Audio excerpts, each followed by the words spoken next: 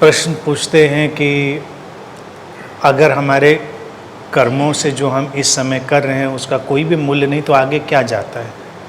पूछते हैं जैसे कि भगवान बुद्ध भी जाति स्मरण के प्रयोग में साधकों को ले जाते थे और वो अपनी पुरानी साधनाओं को स्मरण करके इस जीवन के समय को बचा लेते थे, या जो लोग यहाँ पर भी अनंत में मेरे पास हैं तो कुछ पुराना उनका ऐसा संस्कार था जो उनको यहाँ पर लाया है। तो इसमें देखो, पहली चीज़ उलझन की कोई भी नहीं है। भगवान बुद्ध ने भी दोनों काम किए और अनंत में भी हम लोग दोनों क्या चारों पांचों या जितने भी डायमेंशन के काम है सारे ही कर रहे हैं एक साथ। तो कभी कभी वो थोड़ा कंट्राडिक्शन जैसा लगता है, लेकिन वो कंट्राडिक्शन नहीं। भगवान बुद्ध ने जाति स्मरण के प्रयोग कराए और उन्होंने ही ये डिक्लेयर किया कि किसी व्यक्ति का पुनर्जन्म नहीं होता। ये मैं नई बात नहीं कह रहा हूँ, मैं उन्हीं की बात को रिपीट कर रहा हूँ। उन्होंने ही कहा, कोई इंडिविजुअल इनकारनेशन नहीं। अब वो क्या कह रहे हैं कि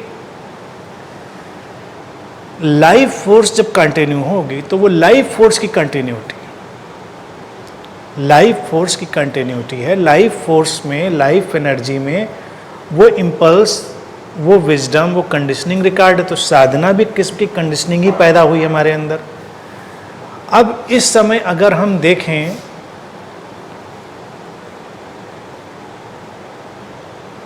कि उज्जवल मेरे पास बैठे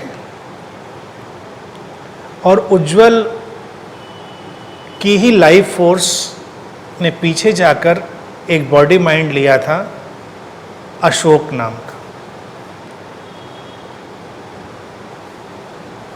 जाति स्मरण में ये दिखेगा कि ये लाइफ फोर्स गई और इसने वो एक फॉर्म लिया जिसका एक नाम था। ब्रैनविस ने भी इस पर बहुत काम किया और भी लोग काम करें, लेकिन उसको समझने की ज़रूरत है। लेकिन उज्जवल नहीं पैदा हुए थे पिछली बार अशोक की तरह, या अशोक अब नहीं पैदा हुआ है उज्जवल बनकर। दोनों में एक डिसकंटिन्यूटी है। कंटिन्यूटी है लाइफ फोर्स की, डिसकंटिन्यूटी है उनके टाइम बाउंड फॉर्म की।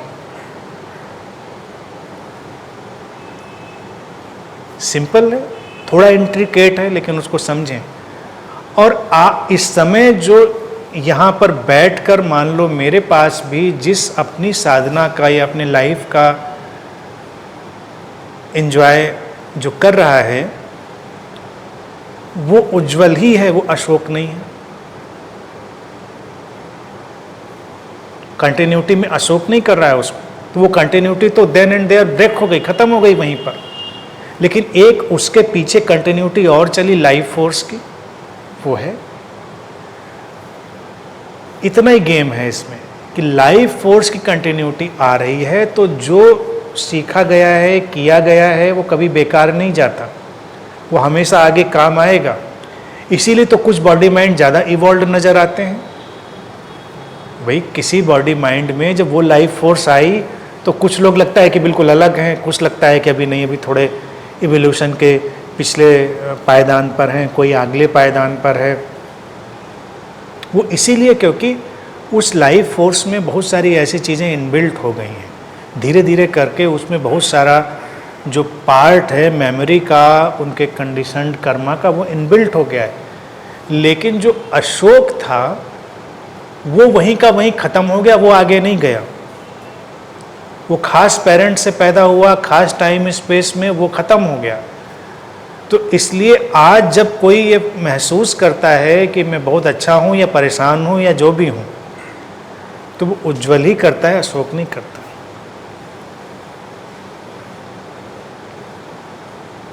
और लाइफ फोर्स की अपनी इंडिविजुअलाइज्ड मेमोरी नहीं है, इसीलिए लोगों को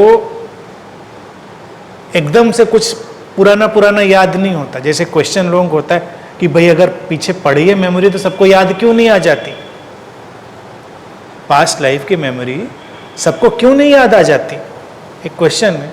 इसलिए नहीं याद आ जाती क्योंकि डिसकंटिन्यूटी है।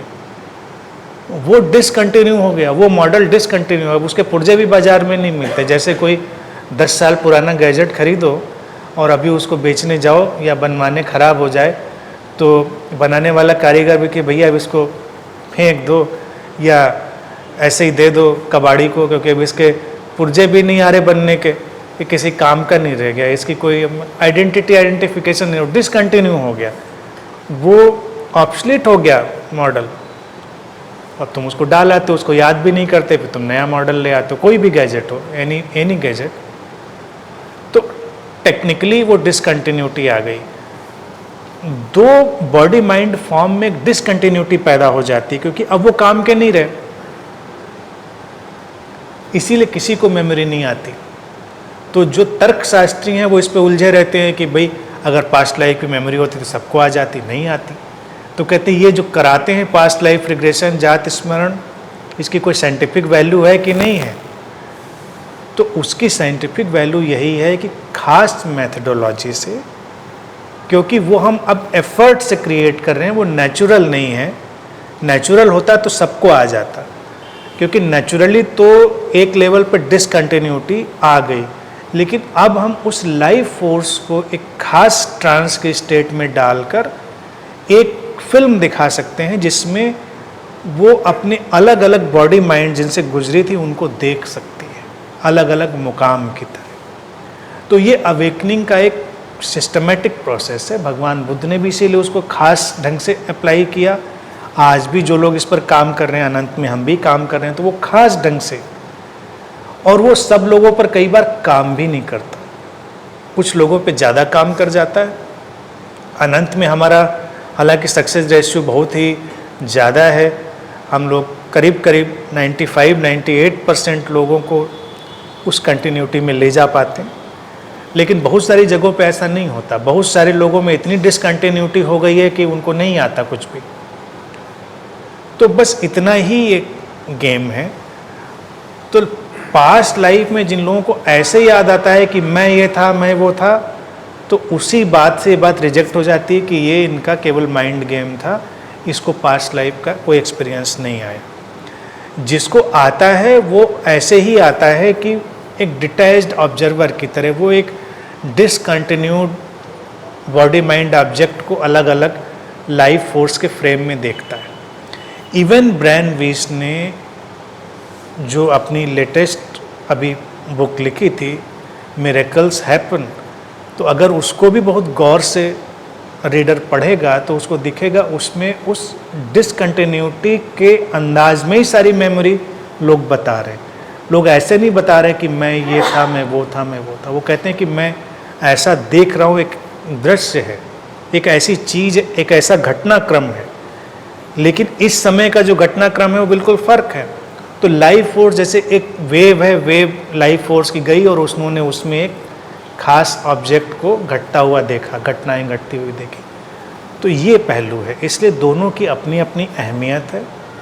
आम व्यक्ति को यूज़र फ्रेंडली यही है कि वो ये मान कर चले कि जो अभी कर रहे हो तुम्हारे काम का वही है, कंटिन्यूटी तुम्हारी ब्रेक हो चुकी है। लेकिन कभी कभी खास ढंग से सहायता पहुंचाने के लिए किसी को उस मेमोरी में ले जाया जा सकता है, तो उसका स्पेशलाइज्ड यूज है। बाकी यूज़र फ्रेंडली यही है कि अभी जो करो उसी को जियो और उसी में खुश रहो। ठीक है, आज के लिए इतना।